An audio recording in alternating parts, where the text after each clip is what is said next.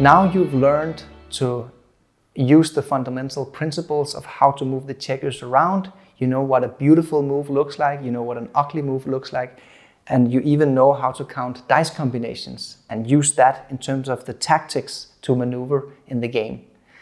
Now I want to talk about one of the most common blunders that not only beginners but actually pretty high-level players make. But it's very important that you know this idea, and therefore I want to talk about this now.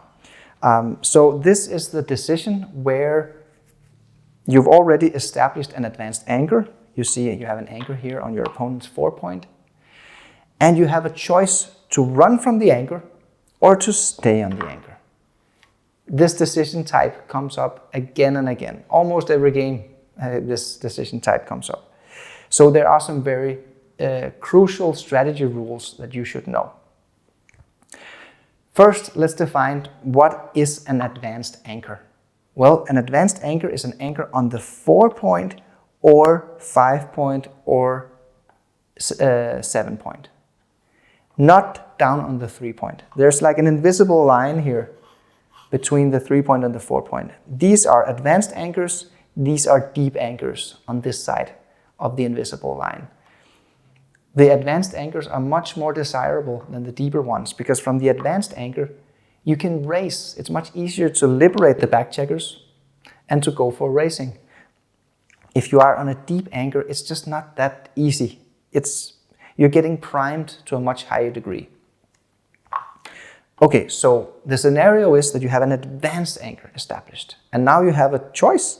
Do we run from the anchor or do we not? Do we play something else and stay on the anchor?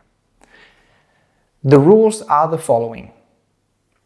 If you have established an advanced anchor, one of 3 scenarios has to be present.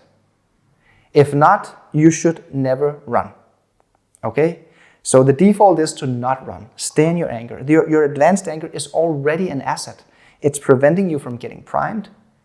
And you're launch ready the moment you roll a big double to start racing. So it's an asset. It's not a liability. It's an asset. Whereas you can say on the deeper anchors, there are more liabilities because they're getting primed. Okay, so the default play is not to run. Only if one of these 3 scenarios are present, you can run. Scenario number 1. You can run with a hit. So let's say you roll a 5-2. That's a good opportunity because you can actually come off the anchor with a hit. Great. That's okay. That's actually even better than staying because hitting is the single best thing you can do. So if you can come off with a hit, great, you can do it. Second scenario, you roll a big double. Let's say you roll double 5 and you can just run all the way. Easy. You didn't have to split your anchor. You didn't take any risk. You can just run off. That's actually one of the reasons why it's so good to begin with. Or thirdly, if everything else crunches. So let's say you have a prime formation or something like that. Like maybe you have something like something like this. And now you roll a 6-5. Well, if you insist on staying on the anchor, that means you have to play a 6 like this and a 5 like this. Oh, that crunched. You just crunched one of your priming points. That's not good. You prefer not to crunch, right? You prefer to keep your structure intact. So here it's okay to run. It's actually a good roll because you can run all the way with 6-5 here. Okay? So one of these 3 scenarios has to be present in order for it to be correct to leave an advanced anchor. You either have to come off the anchor with a hit, you have to roll a big double and run with both of them at the same time, or all other alternatives crunches your position. Then it's also better to just run. Okay, let's go back to the initial position here. And let's say you have a 6-2 to play. What is the best play here?